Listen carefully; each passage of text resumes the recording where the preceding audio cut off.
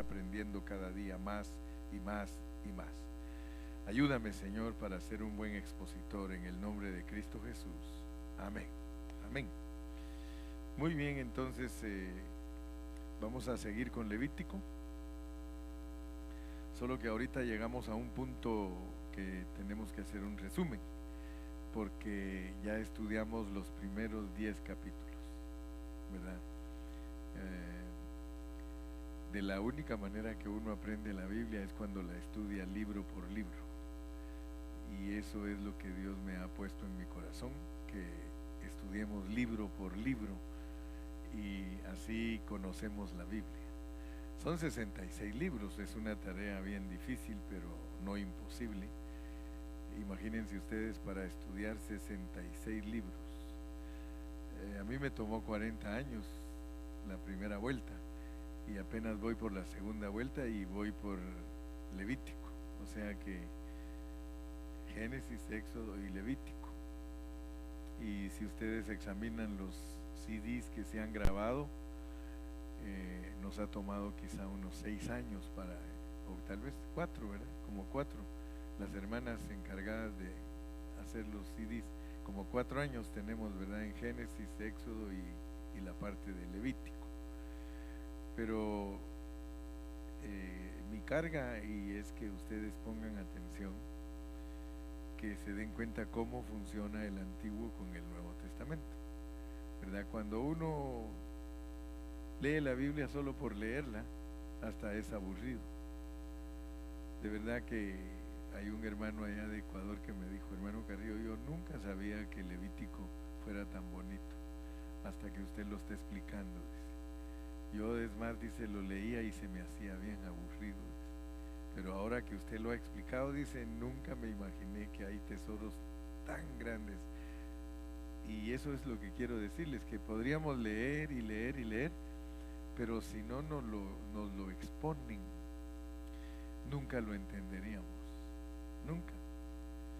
Entonces, gracias a Dios que por años los hermanos han estudiado la Biblia y poquito a poco Dios les ha ido abriendo la palabra. O sea que la palabra no es que ya en un rato uno se la aprende. Toma mucho tiempo para que Dios la vaya abriendo, porque Él mira cuánto amor tenemos nosotros por su palabra para irla abriendo. De hecho, ustedes saben que muchas cosas van siendo nuevas para nosotros. A medida que vamos avanzando, las recibimos fresquitas y decimos: wow, esto por primera vez lo estoy escuchando. Y hay versículos en la Biblia, como por ejemplo dice: eleva tu visión, porque jamás hemos pasado por aquí. O sea que si uno no eleva su visión, no va a entender, porque hay muchos lugares donde no hemos pasado. ¿Se recuerdan aquel dicho que dice: por aquí pasé de noche? ¿Verdad? Es que uno no le atinaba. Entonces, quiero que vean que Levítico es un libro de tipos, de sombras, de alegorías. Y aunque tiene tesoros grandes, nosotros no los alcanzaríamos a ver si no nos los explicaran en el Nuevo Testamento. Pero noten, porque vamos a hablar hoy de cómo hay un libro en el Nuevo Testamento que explica Levítico. Con eso vamos a cerrar la primera parte. No podríamos avanzar sin tomar en cuenta Hebreos, porque el libro de Hebreos es una explicación de Levítico. Entonces, de la única manera que nosotros vamos a entender cómo Cristo es todas las ofrendas es por medio de entender Hebreos. Entonces, quiero hablar de 11 cosas que nos demuestran la riqueza de Cristo. 11 cosas que nos demuestran la riqueza de Cristo que está en Levítico. Entonces, se recuerdan ustedes que los primeros 7 capítulos de Levítico hablan de las ofrendas y sus leyes. Ofrendas y leyes. Una vez me dijo una hermana: hermano, fíjese que yo tengo un problema y es de que no se me queda nada. Le dije: no se preocupe, que no es la única. Hay muchas hermanas que no se les queda nada, le digo. Pero lo importante, le digo, es que en el momento,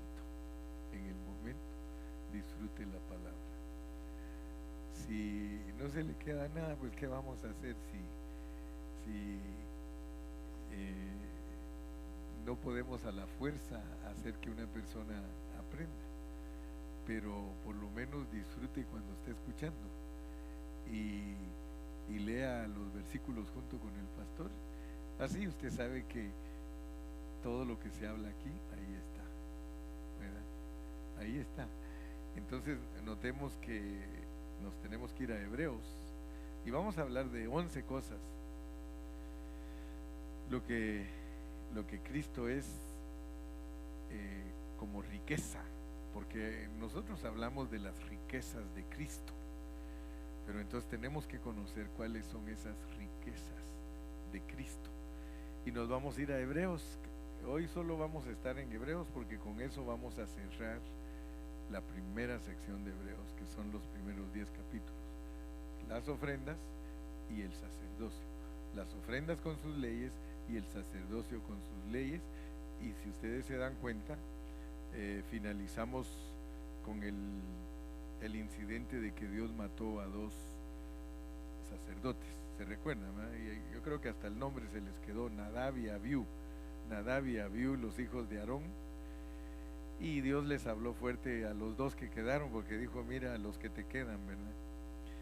Entonces vamos a ir a Hebreos, por favor, en el capítulo número 1, y vamos a ver las riquezas de Cristo y cómo es que Hebreos presenta a Cristo, porque Hebreos es un libro del Nuevo Testamento que nos corresponde a nosotros como naciones. Acuérdense siempre, el Antiguo Testamento es para los judíos, pero el Nuevo Testamento es para las naciones, y eso es importantísimo saberlo. Pero Dios usa la historia de los judíos para que nosotros entendamos asuntos espirituales. O sea que toda la historia del pueblo de Israel es nuestra historia espiritualmente hablando. Entonces miren cómo empieza Hebreos. Dice: Dios, habiendo hablado muchas veces y de muchas maneras en otro tiempo a los padres por los profetas. O sea que los padres son los patriarcas. Como ustedes se dan cuenta que aquí en Estados Unidos los que Dios usó para que fundaran Estados Unidos se llaman forefathers, o sea, patriarcas. Ellos son los que firmaron el acta de Estados Unidos, de la independencia de Estados Unidos y todo, y cómo se formó Estados Unidos. Siempre a los primeros que usa Dios para establecer eso se llaman patriarcas. Patriarcas son fundadores, pues, forefathers. Entonces aquí dice que Dios le habló a los patriarcas y que para hablarles a ellos lo hizo por medio de los profetas. O sea que Dios usó a los profetas de Israel para hablarle a los padres de Israel, los que Dios usó para formar la nación de Israel. Así como aquí tenemos a todos los próceres de la independencia. México también tiene sus próceres de independencia, Guatemala tiene sus próceres de independencia. Todas las naciones desde que las fundan tienen sus próceres, y a ellos son los que se les llaman patriarcas o forefathers. Entonces Dios les habló a todos ellos por medio de los profetas. Versículo 2: en estos postreros días, y ustedes saben que Dios le llama postreros días a la primer venida de Cristo hasta que Él regrese. Desde que Cristo vino, y es lo que ahora todo el mundo celebra, que Cristo nació, ¿verdad? O sea que es Dios visitando la tierra. El Dios que es espíritu se hizo hombre para venir a la tierra, y es lo que muchos celebran la Navidad. Y no, yo no creo que sea pecado celebrar la Navidad. Algunos ahora, pues tantos grupos que hay, que unos dicen esto, otros dicen aquello, y ahí la gente se rasca la cabeza y ya no sabe ni qué creer porque de tanto que se oye. Pero la realidad es que, como pusimos un statement aquí, desde que estuvo el hijo de la hermana Gloria aquí, Luis, ¿verdad? Dijimos hechos y no fechas, ¿verdad? Nosotros no celebramos fechas, no que hechos. Pero tampoco somos prejuiciosos pues de creer que porque algunos ahora celebran que Cristo nació, que por eso son pecadores o que por eso están en error. Usted no se martirice con esas cosas, que cada año resulta lo mismo, que la Navidad es pagana, que la Navidad aquí, cada año los hermanos siempre están ahí en el Facebook molestando. Usted solo dele gracias a Dios que Cristo nació, porque Cristo es el Salvador del mundo y es el Salvador nuestro. Y si me quiere dar un regalo, yo no tengo prejuicios, lo recibo con todo mi corazón, ¿verdad? Porque como ya ven ustedes, los testigos de Jehová no creen en la Navidad, pero cuando el patrón les da su aguinaldo, bien que lo reciben, ¿verdad? Entonces, si no creen en Navidad, le deberían decirle al patrón: ¿sabes qué? No me des aguinaldo porque yo soy testigo de Jehová, porque ellos no creen en la Navidad. Entonces, ¿por qué no son legalistas de hueso colorado? Pues o somos o no somos, ¿verdad? Entonces, ¿para qué estar bregando con esos asuntos triviales que solo nos traen pleitos y disensiones y discordias?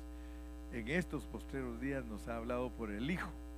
Ahora, la primer cosa que vamos a entender es que Dios a Cristo lo pone como creador, y eso por favor entiéndanlo, porque esa es una de las riquezas de nuestro Señor Jesucristo, que la Biblia lo pone como creador. Mire, en estos postreros días nos ha hablado por el Hijo, a quien constituyó heredero de todo y por quien asimismo hizo el universo.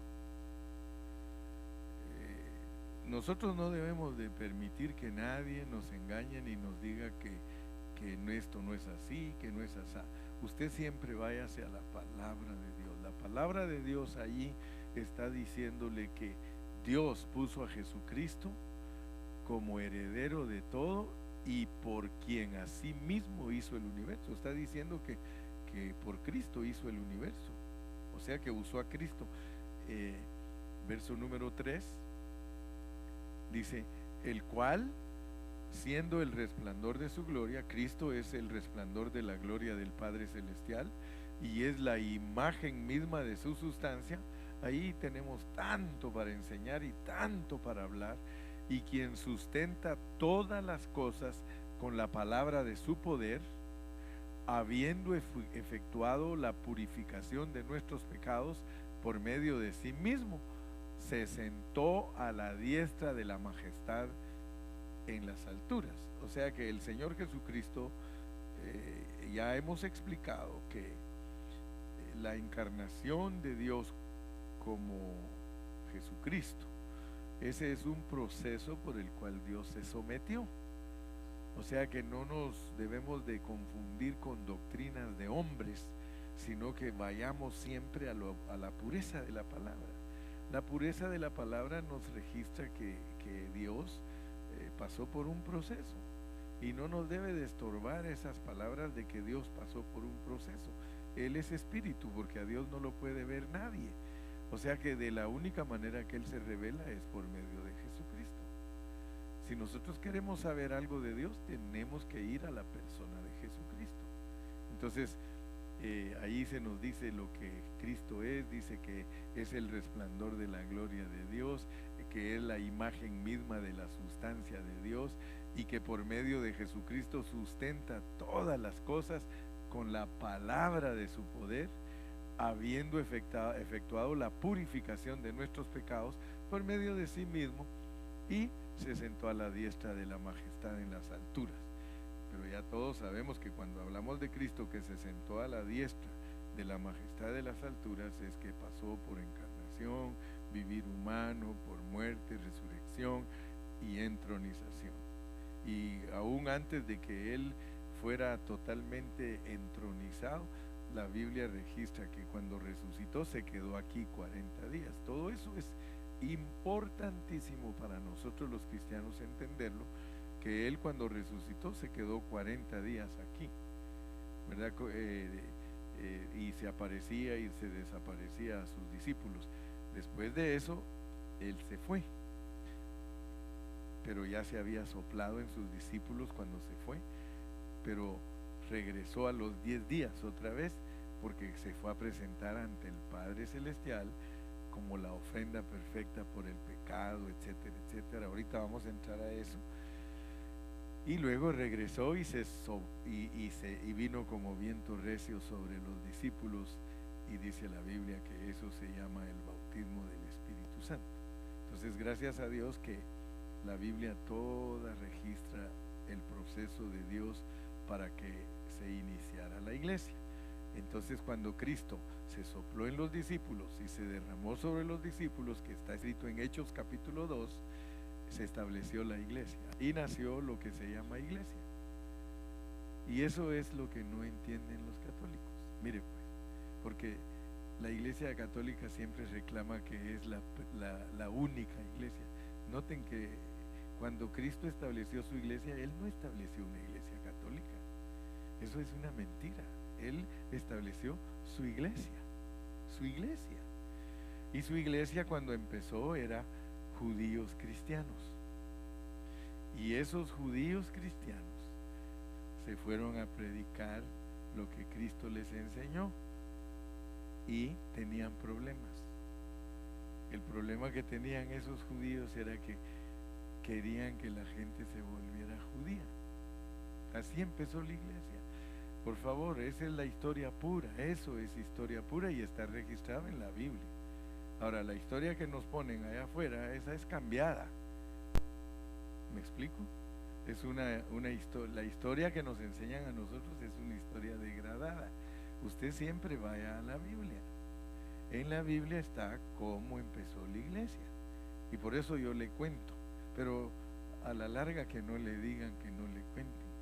Usted estudie la Biblia y usted descubra cómo es que viene la iglesia, para que no lo engañen, porque el engaño viene del hombre, porque tiene intereses para manipular gente, para política y todo. Bueno, pero pues no podemos quedarnos ahí, ¿verdad? Tenemos que avanzar. Pero quiero decirles pues que así empezó la iglesia de Cristo, la iglesia del Señor, con cristianos judíos, y ellos tenían que hablarle a las naciones, pero cuando les tocaba hablar a las naciones, miren lo que pasó. Vamos a ir a Hechos 15, luego vamos a regresar a Hebreos. Es que una cosa nos hace que descubramos otra, y etcétera, etcétera. Hechos capítulo 15, miren lo que pasó pues. Hechos 15. Entonces, algunos que venían de Judea enseñaban a los hermanos: si no se circuncidan conforme al rito de Moisés, no pueden ser salvos. Miren el evangelio que estaban llevando. Eso es para que ustedes sepan. Miren cómo se fueron a predicar los judíos. Le decían a los hermanos, ellos venían de Judea, que es de Israel, de los judíos, y le decían a los hermanos: si ustedes no se circuncidan conforme al rito de Moisés, ustedes no pueden ser salvos. Entonces miren lo que pasó pues, para que vean cómo empezó la iglesia. Usted tiene que saber historia, pero no una historia chanfleada, una historia pura, que usted sepa cómo es que viene la iglesia, porque si no le van a decir que esto, que aquello, especialmente a los que más tienen engañados, a los católicos. Mire, versículo 2. Entonces Pablo y Bernabé, que eran apóstoles, tuvieron una discusión y una contienda no pequeña con ellos, con los que venían a enseñar que si no se circuncidaban no eran salvos. Se dispuso que subiesen Pablo y Bernabé a Jerusalén, y algunos otros de ellos a los apóstoles y a los ancianos, para tratar esta cuestión. Miren, vamos a ir en orden aprendiendo, porque si Cristo es el que sustenta todas las cosas, y si Él es Dios, y Él se sopló en los discípulos y vino sobre los discípulos para formar la iglesia, nosotros tenemos que conocer esa riqueza. ¿Cuántos dicen amén? Versículo 3. Ellos pues, habiendo sido encaminados por la iglesia. Se dan cuenta que la iglesia ya estaba allí, y no se llama católica. Ahí nació la iglesia y no se llama católica, es la iglesia. Pasaron por Fenicia y Samaria, contando la conversión de los gentiles. O sea que ellos eran judíos, venían de Judá, y ellos contaban: se están convirtiendo los gentiles, les hablamos de este Cristo que murió aquí en Israel, y ellos empiezan a creer, y causaban gran gozo a todos los hermanos. Sigamos leyendo. Y llegados a Jerusalén, fueron recibidos por la iglesia. ¿Dónde estaba la iglesia? Jerusalén. ¿No estaba en Roma? Y los apóstoles y los ancianos, y refirieron todas las cosas que Dios había hecho con ellos. Pero algunos de la secta de los fariseos, los fariseos eran los maestros de Israel, eran judíos, pero eran maestros de la ley de Moisés. Ustedes ahora se dan cuenta, ya no solo habían judíos cristianos que predicaban a Cristo como iglesia, sino que también había una secta de los fariseos que habían creído. Se levantaron diciendo: es necesario circuncidarlos y mandarles que guarden la ley de Moisés. Yo quiero que ustedes se den cuenta cómo era la iglesia, qué quería la iglesia, qué quería un grupo y qué quería el otro. Ya allí había división. Unos decían: no, es que hay que predicar el evangelio de esta manera, y los otros: no, si no se circuncidan, si no guardan la ley de Moisés, no son salvos. Entonces se volvió, dice que un problema. Vamos a Hechos el 15:6. Y se reunieron los apóstoles y los ancianos para conocer de este asunto. Ahí se acuerdan que no estamos leyendo otra cosa más que la palabra de Dios, los registros de la palabra de Dios, la historia de cómo se fundó la iglesia. Y después de mucha discusión, el Papa Pedro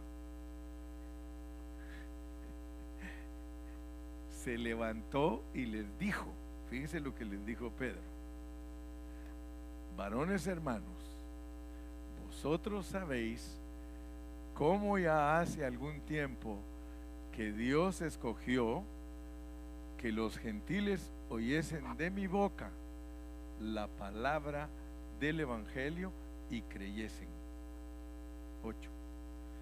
Y Dios, que conoce los corazones, les dio testimonio dándoles el Espíritu Santo, lo mismo que a nosotros. Ustedes saben que en Hechos 2 el Espíritu Santo vino sobre los judíos, y en Hechos 5 vino sobre los gentiles. O sea que Pedro está diciendo: ustedes ya saben lo que sucedió, porque Dios le dio el Espíritu Santo a los gentiles de la misma manera que nos lo dio a nosotros. Vamos a seguir leyendo. Y ninguna diferencia hizo entre nosotros y ellos, purificando por la fe sus corazones. Ahora pues, ¿por qué tentáis a Dios, poniendo sobre la cerviz de los discípulos un yugo que ni nuestros padres ni nosotros hemos podido llevar? Ahí espérese, no me lo cambie todavía. Fíjese, Pedro está diciendo: ¿por qué tientan a Dios? ¿Por qué quieren que los gentiles guarden la ley y se circunciden, si la ley no se puede guardar? Si ni siquiera nuestros padres ni nosotros hemos podido guardar la ley. Sigamos leyendo. Antes creemos que por la gracia del Señor Jesús seremos salvos. De igual modo que ellos. Entonces, toda la multitud se quedó callada y oyeron a Bernabé y a Pablo que contaban cuán grandes señales y maravillas había hecho Dios por medio de ellos entre los gentiles. Judíos cristianos predicando a los gentiles y contaban todo lo que Dios hacía entre los gentiles. Verso 13. Y cuando ellos callaron, Jacobo, que al estudiar los apóstoles, Jacobo era uno de los más legalistas, porque Jacobo es Santiago, el que escribe la epístola de Santiago. Jacobo respondió diciendo: varones hermanos, oídme. El más legalista de todos los apóstoles, oídme. Simón ha contado cómo Dios, o sea Pedro, cómo Dios visitó por primera vez a los gentiles para tomar de ellos pueblo para su nombre. Y con esto concuerdan las palabras de los profetas, como está escrito: después de esto que alcance a los gentiles, voy a volver a reedificar el tabernáculo de David, que está caído, y voy a reparar sus ruinas y lo voy a volver a levantar, para que el resto de los hombres busque al Señor, y todos los gentiles sobre los cuales es invocado mi nombre. Dice el Señor que hace conocer todo esto desde tiempos antiguos, por lo cual yo juzgo que no se inquiete a los gentiles que se convierten a Dios. Fíjense, la iglesia cristiana judía tuvo esta reunión para discutir cómo tenían que hacer para ir a los gentiles. Ahora veamos el 20. Sino que se les escriba que se aparten de la contaminación de los ídolos. A los gentiles hay que decirles que no adoren ídolos, porque los gentiles todo el tiempo han adorado ídolos. Las naciones no dejan esa mala costumbre. Aún la Iglesia Católica no les ha enseñado que no tienen que adorar ídolos. Pedro dice que se les escriba y que se aparten de las contaminaciones de los ídolos, de fornicación, de ahogado y de sangre. 4 cosas. Versículo 21. Porque Moisés desde tiempos antiguos tiene en cada ciudad quien lo predique en las sinagogas, donde es leído cada día sábado. Eso es Moisés. Verso 22. Entonces pareció bien a los apóstoles y a los ancianos, con toda la iglesia, elegir de entre ellos varones y enviarlos a Antioquía con Pablo y Bernabé, a Judas, que tenía por sobrenombre Barsabás, y a Silas, varones principales entre los hermanos, y escribir por conducto de ellos los apóstoles y los ancianos y los hermanos a los hermanos de entre los gentiles que están en Antioquía, en Siria y en Cilicia, salud. Por cuanto hemos oído que algunos que han salido de nosotros, a los cuales no dimos orden, os han inquietado con palabras, perturbando vuestras almas, mandando circuncidaros y guardar la ley. Ahí les están escribiendo. Nos ha parecido bien, habiendo llegado a un acuerdo, ahí está la iglesia, teniendo acuerdos, la iglesia, elegir varones y enviarlos a vosotros con nuestros amados Bernabé y Pablo, hombres que han expuesto su vida por el nombre de nuestro Señor Jesucristo.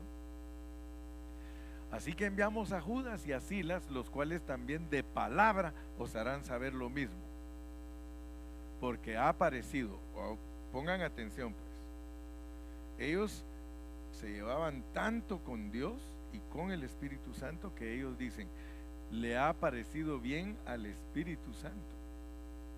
O sea que ellos respetaban mucho la palabra de Dios.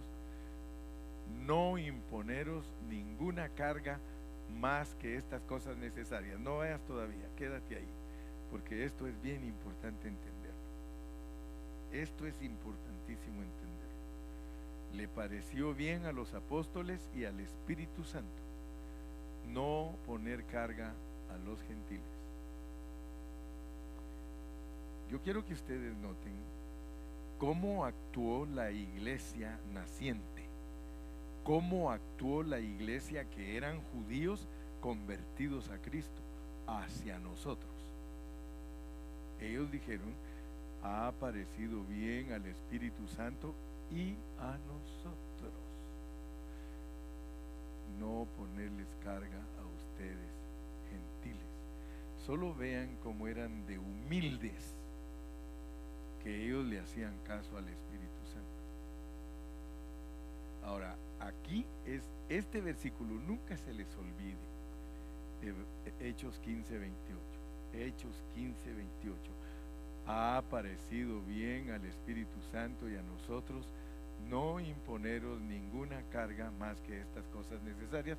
Y ahí va a repetir otra vez las 4 que dijo: no ídolos, no fornicación, no sangre y no ahogado. Porque eso es lo único que Dios nos pide a nosotros.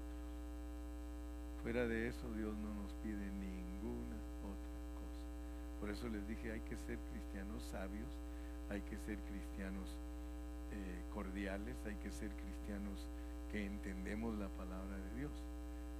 Pero la razón por la cual no quiero que pasemos de ese versículo es porque la actitud de la iglesia judío-cristiana es bien humilde. Dios ya sabía que Israel iba a estar cegado. ¿Cuántos dicen amén? Dios iba a cegar a Israel. O sea que Dios dice que iba a dejar a los judíos ciegos para que no entendieran, porque Dios iba a salvar a las naciones. Y dice la Biblia claramente que el salvar a las naciones es para provocar a celos a Israel. Esta es la actitud de la iglesia judío-cristiana. Pero resulta que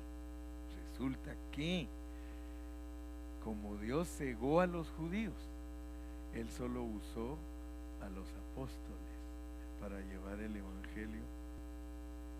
Y es más, al que escogió para que llevara el evangelio a los gentiles fue al apóstol San Pablo. ¿Cuántos dicen amén? Okay.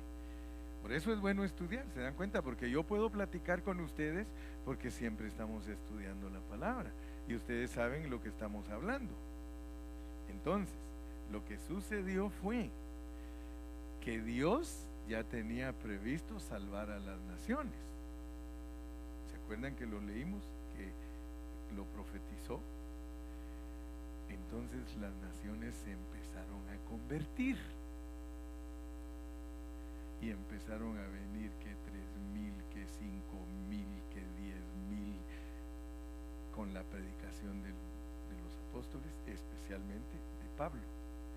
Entonces la iglesia creció en el lado gentil, pero al crecer en el lado gentil, la iglesia no siguió con esta misma actitud. Nos ha parecido bien al Espíritu Santo porque nosotros teníamos que decir, nosotros los gentiles, al crecer, porque ahora ya la iglesia creció en las naciones, teníamos que decir, ¿saben qué?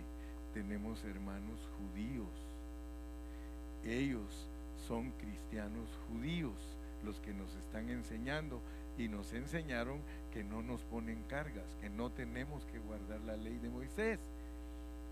Pero ¿qué hizo la iglesia gentil al crecer? Como dicen en inglés, guess what? Guess what? Se formó la iglesia católica. no quiso nada con los judíos, es más, los mató. Toda la historia de los judíos que han matado, la Iglesia Católica los ha matado. Si ustedes leen quién era Hitler,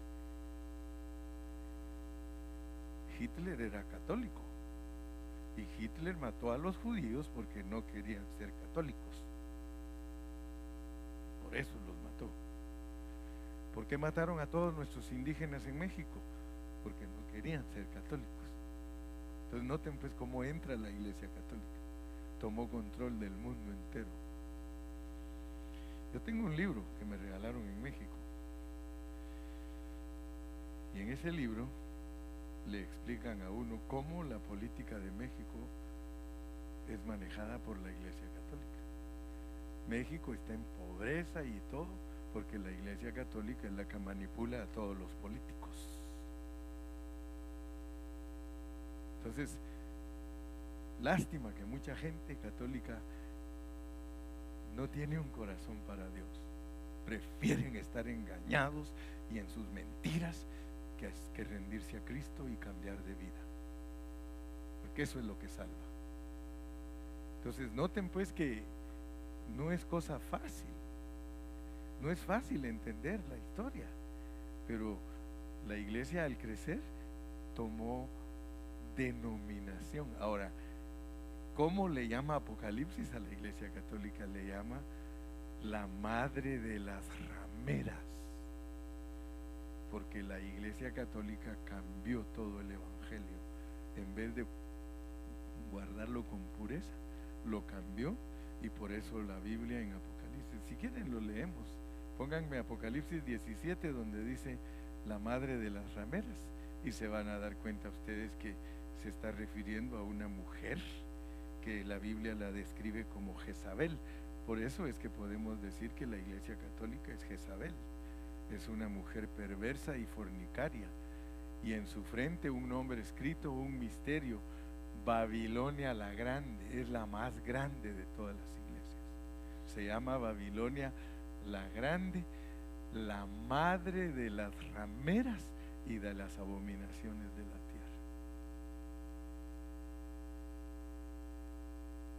Entonces tenemos que entender pues que el Señor Jesucristo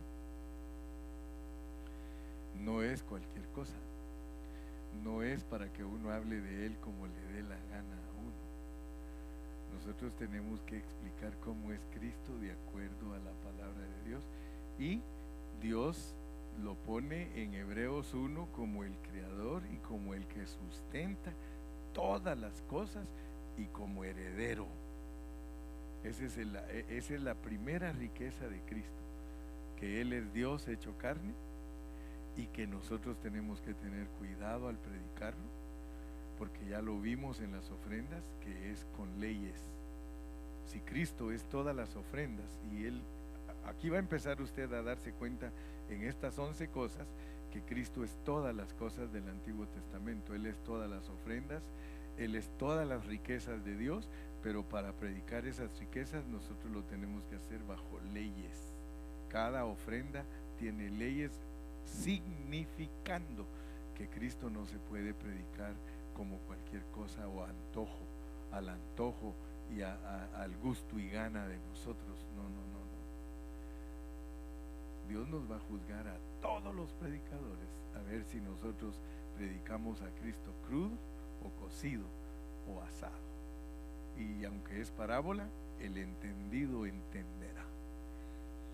Pero presentar a Cristo cocido y crudo es presentarlo de una manera incorrecta.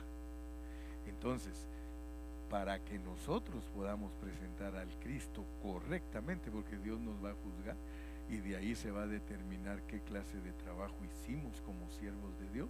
Por eso dice que el trabajo de muchos siervos de Dios, cuando lo juzgue Dios, será heno, madera y hojarasca. Pero si nosotros nos sujetamos a la enseñanza de un Cristo puro, como nos lo enseña la figura, porque la figura es la que nos protege.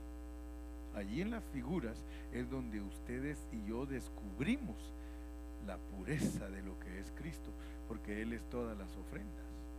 Entonces, cuando se habla de que Cristo es todas las ofrendas, a Él le pertenece todo. Hay que hacerlo bajo leyes. ¿Por qué? Porque Hebreos nos dice que Él es el creador, que Él es el que sustenta todas las cosas y que Él es el heredero también. Y aún el versículo 3, si ahora podemos regresar a Hebreos 1:3, nos dice la segunda cosa, que Él es el resplandor de la gloria de Dios. El resplandor de la gloria de Dios. Todos los que hemos estudiado un poquito la Biblia sabemos que cuando se habla de la gloria es la multiplicación, es la expresión, y por eso en el Antiguo Testamento la gloria nos la ponen como un resplandor y como una cosa brillante, pero ya en el Nuevo Testamento significa expresar. Cristo es el resplandor de la expresión de Dios y la imagen misma de su sustancia. Ahora, cuando hablamos de sustancia, por ejemplo, este púlpito tiene una sustancia. ¿Cuál es la sustancia de este púlpito? Si ustedes lo examinan, tiene madera arriba, tiene hierro en medio y madera abajo. Entonces, ¿cuál es la sustancia de eso? Hierro y madera. Esa es la sustancia, que es la esencia. Entonces, cuando nos hablan de Cristo, Él vino a esta tierra para expresar al Padre Celestial, pero tenía en Él la sustancia misma de Dios, la vida misma de Dios. Amén. Y aparte de eso, mire, Él es el sustentador de todas las cosas con la palabra de su poder. O sea que si Cristo dice, si Cristo en su hablar, Él dice, hay un huracán, hay un huracán. Si el Señor Jesucristo dice, acérquese el sol unos cuantos metros más hacia la tierra, nos quema a todos. Pero Él dice, ahí detente sol, allí donde te tengo. Al mar le dice, aquí hasta la arena, la playa, ahí vas a estar, esos son tus límites. Pero si el Señor quiere sacarlo un poquito, solo produce en medio del mar un tsunami y se sale de sus límites y se mete 10 kilómetros y se lleva a toda la gente de ahí, porque todo está bajo el sustento de su palabra. Dice, Él es la imagen misma de su sustancia y quien sustenta todas las cosas con la palabra de su poder. Y ahí pues ya nos pone más riqueza. Solo miren cuánta riqueza hay en este versículo, cuánta riqueza de Cristo. Resplandor de la gloria del Padre, imagen de la misma imagen de la sustancia de Dios, sustenta todas las cosas, purifica nuestros pecados, se sienta a la diestra de la majestad. Solo ahí en ese versículo hay 5 cosas que lo hacen a Él riquísimo. Entonces, la primera, Él es el creador, el que sustenta todas las cosas y heredero. La segunda, Él es el resplandor de la gloria de Dios y la imagen misma de su sustancia. Y ahí tiene otros agregaditos más. Pero vamos a ver un punto más, porque como hoy es viernes y el hermano Carrillo el viernes predica poquito, porque ustedes se tienen que levantar temprano para seguir sus tareas mañana. Entonces vamos a abrir solo 3 puntos, nos quedan 8 pendientes. El tercer punto es, miren lo que hizo, pues, destruyó al diablo. Y esto muchos no lo entienden, porque dicen, entonces, ¿por qué el diablo sigue operando? Hebreos 2:14.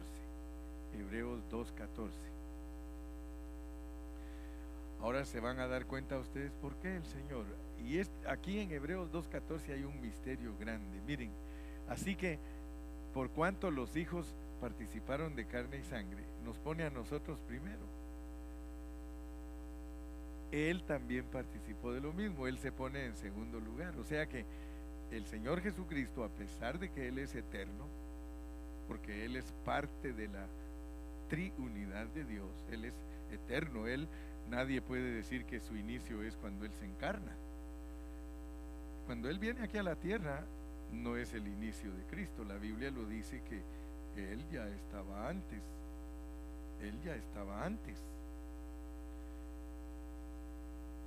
Así que por cuanto los hijos participaron de carne y sangre, o sea, nosotros venimos en carne y sangre, Él también tomó lo mismo.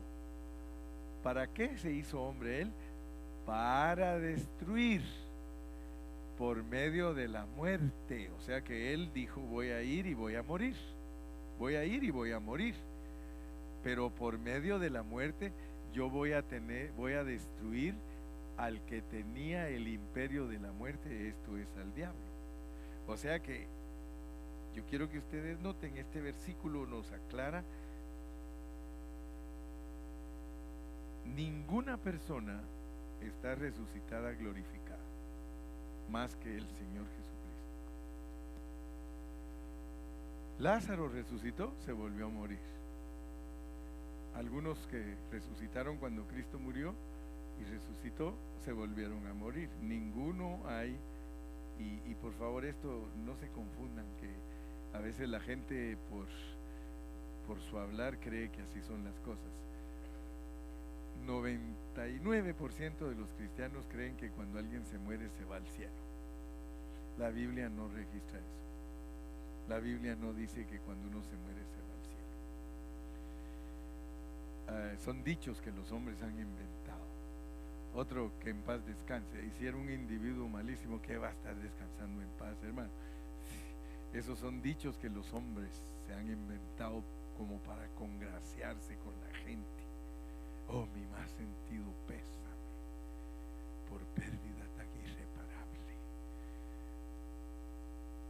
Todo el que se muere, dice la Biblia, que va, o sea, solo hay tres lugares que tienen gente muerta: la muerte propiamente dicha, el Hades y el mar. Y el mar. Cuando ustedes leen en la Biblia que el mar dará sus muertos, no vayan a creer ustedes que se está refiriendo a los que se ahogaron en el mar. No. El que se ahoga en el mar, su espíritu va con Dios quien lo dio, y su alma va, si era un cristiano, va al Hades, y si no era cristiano, dice la Biblia que está en la muerte. Porque la muerte tiene que dar sus muertos, el Hades tiene que dar sus muertos, y el mar tiene que dar sus muertos. Ya sabemos quiénes son los muertos del mar: son los espíritus de las personas que existieron antes de Adán. Esos son los muertos que están en el mar. ¿Qué base tenemos para decir que los muertos que están en el mar son los espíritus de las personas que existieron antes de Adán? Es muy fácil. Cuando el Señor Jesucristo iba camino a Gádara, dice que el endemoniado gadareno tenía legiones de demonios, y el Señor Jesucristo los echó fuera, y ellos le pidieron que los echara en un hato de cerdos para irse a su hogar. ¿A dónde se fueron? Al mar. Cuando el mar estaba con una tempestad grande y fuerte, ¿quién aquietó el mar? Ahora yo les pregunto, ¿a quién se dirigió el Señor cuando aquietó el mar? ¿Al agua o a los que la estaban moviendo? Entonces, por favor, entendamos que, basados en la palabra de Dios, los espíritus de los que fueron antes de Adán son los demonios. Los demonios, esos son los que están en el mar. Esos los tiene que dar el mar, porque van a ser echados al lago de fuego. Pero también dice que la muerte tiene que dar sus muertos. Y por eso, si ustedes notan algo, son detalles. Acuérdense, yo les he enseñado implicación, indicación y significación. Ustedes se pueden dar cuenta que el Señor Jesucristo habló fuerte del Gehenna, del Tártaros, del infierno, pero Pablo no, ni ninguno de los apóstoles habla del infierno, ni del Hades, hablan de la muerte, porque ellos sabían que el que no conoce a Cristo va a la muerte. Si alguien que no conoce a Cristo se muere, va a la muerte. Ahí la muerte lo detiene. Pero la muerte tiene secciones. Tiene al mar, que es el abismo, y tiene al Hades. Son secciones de la muerte. La muerte es como el corralón grande, y ahí adentro hay un Hades, y ahí adentro hay un mar, que es el abismo. Pero también hay por ahí otro que no se les escape el lloro y el crujir de dientes, las tinieblas de afuera. Hay un lugar que se llama tinieblas de afuera, que es parte de la muerte también, que ahí está dentro. Muy bien, entonces lo importante en este punto es que usted entienda que todos nosotros participamos de carne y sangre, y por eso Cristo participó de lo mismo. Pero mire para qué sirve la carne, pues. La carne de nosotros sirve para ganarle la batalla al diablo y a la muerte. El diablo tenía la llave. Él no dejaba que nadie resucitara, nadie. Y el Señor Jesús se la quitó y le dijo: that key is mine, porque yo te vencí y te quité el imperio de la muerte. Y ahora ya la muerte no es un imperio, es un enemigo, es el postrer enemigo. Pero nuestro cuerpo es para mostrarle al diablo que él perdió ese imperio y que ahora está en las manos de Cristo la resurrección. Por eso él dijo: yo soy la resurrección y la vida. Así que todo el que está en mí, aunque esté muerto, entonces échenle pues su mano a las riquezas de Cristo. Nosotros somos ricos por Cristo. O sea que Cristo venció. O sea que Él viene y dice: este cuerpo es para vencer. Le puede hablar a Satanás: es para vencerte a ti. O sea, mira, tú tienes el imperio de la muerte, pero como yo tengo un cuerpo, y quiero decirte que yo vine a vivir aquí, a este cuerpo, y yo me llamo resurrección. Solo por favor piensen. Viene Cristo y le puede hablar al diablo y le dice: yo vine a vivir a este cuerpo, que es un cuerpo físico mortal, pero quiero que sepas, diablo, que el que vive aquí en este cuerpo mortal es la resurrección. Entonces, el que hizo el cantito, ¿verdad? Dice: si el mismo espíritu que a Cristo levantó mora en ti, mora en mí, vivificará mi cuerpo el Espíritu de Dios. Ese canto está bien hecho, porque ese canto está diciendo que nosotros, por la única razón que vamos a resucitar, es porque nosotros tenemos al resucitado adentro de nosotros. Ahora fíjense que cuando Pablo habla de que se forme en él el poder de la resurrección, está hablando de que se forme Cristo. Por eso, si se te forma Cristo totalmente a ti, eres capaz de resucitar. Solamente que así como Él tenía un día para resucitar, nosotros también tenemos un día para resucitar. Él estaba escrito que al tercer día resucitaría. Entonces nosotros estamos también programados para el tercer día. Solo que para Él al tercer día, y nosotros, por eso Pedro dice: no ignoréis que un día es como 1000 años. En el tercer milenio hay resurrección. Y les comunico que ya empezó el tercer milenio. Ya estamos en el tercer milenio.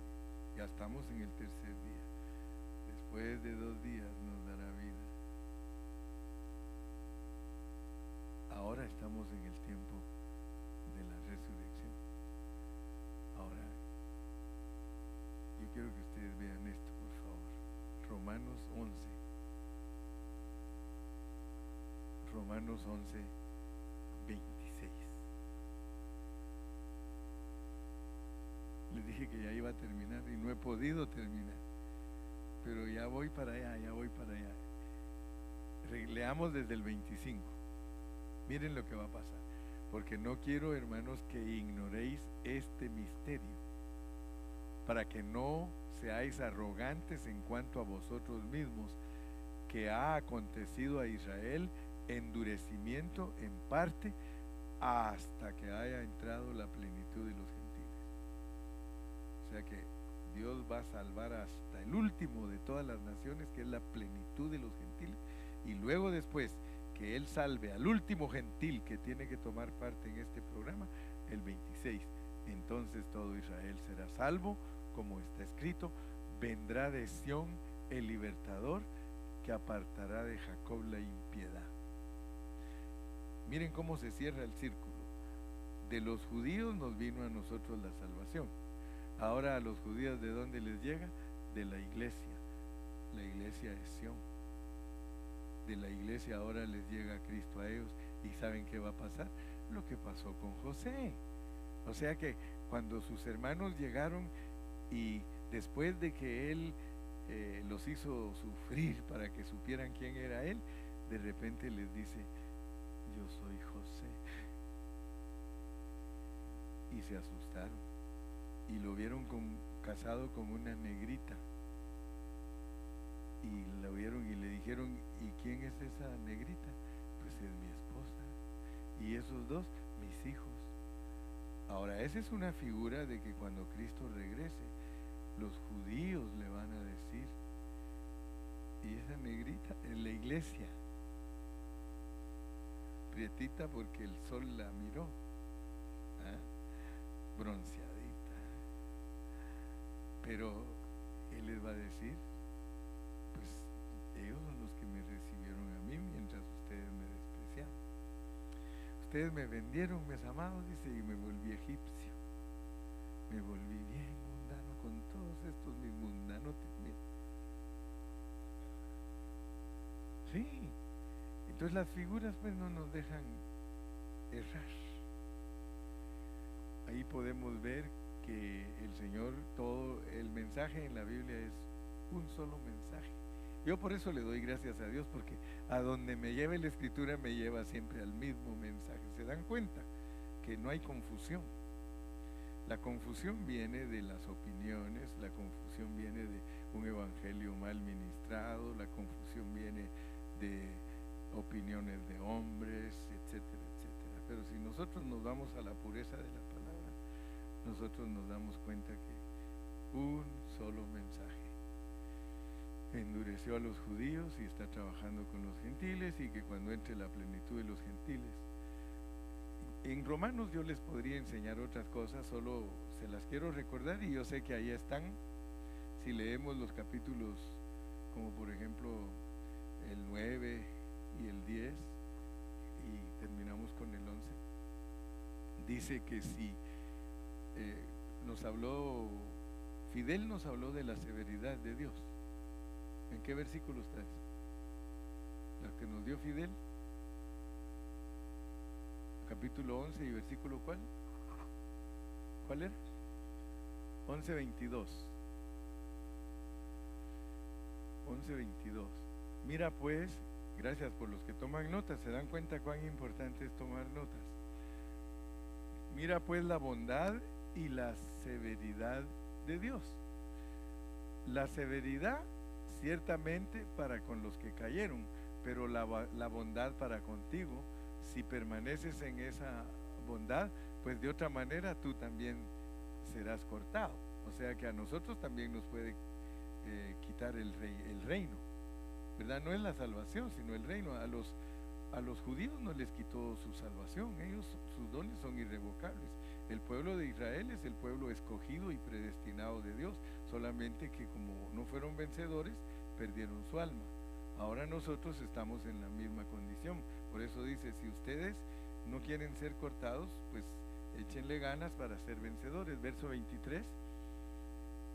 Y aún ellos, si no permanecieren en incredulidad, serán injertados. Dice: pues poderoso es Dios para volverlos a injertar.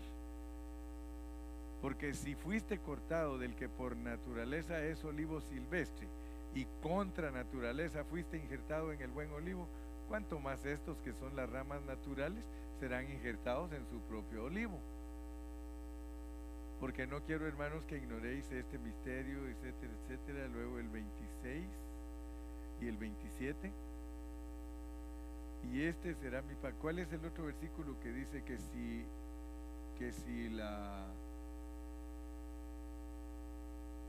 si el cortarlos a ellos, dice, fue para enriquecer al mundo? Por ahí, mírenlo. ¿Cuál es ahí? Por ahí está. Yo sé que ahí está, hermanos. Dice que el cortar a los judíos fue para enriquecer a las naciones. A ver si lo encuentran por ahí. Yo sé que Sarita está leyendo a 100 por hora, a ver si... Pero los que toman notas, el 15, 11:15, Sarita. Sí, ese es. Dice, porque si su exclusión, o sea que excluyó a los judíos, y eso fue para reconciliar al mundo, a nosotros. Ahora miren lo que va a pasar. ¿Cuándo van a ser admitidos? Cuando haya ¿qué? ¿Qué es vida entre los muertos? La resurrección. Cuando Cristo venga, se lleva a cabo la resurrección. Mire cómo ese texto es lindo. Porque si su exclusión es la reconciliación del mundo, ¿qué será su admisión? Sino vida de entre los muertos. Cuando ellos van a ser admitidos, cuando nosotros resucitemos. Por eso de Sión les llega ahora a ellos la salvación. A nosotros nos vino de los judíos la salvación, pero como ahora ya la iglesia la tiene, ahora le tiene que llegar a ellos. ¿Se dan cuenta cómo trabaja Dios? Padre, gracias en esta noche por estos 3 puntos. Si usted tomó notas, el primer punto es que Él es el creador, el que sustenta todas las cosas y heredero, Hebreos 1, 2, 3. El segundo punto, que es el resplandor de la gloria de Dios y la imagen de su sustancia, versículo 3.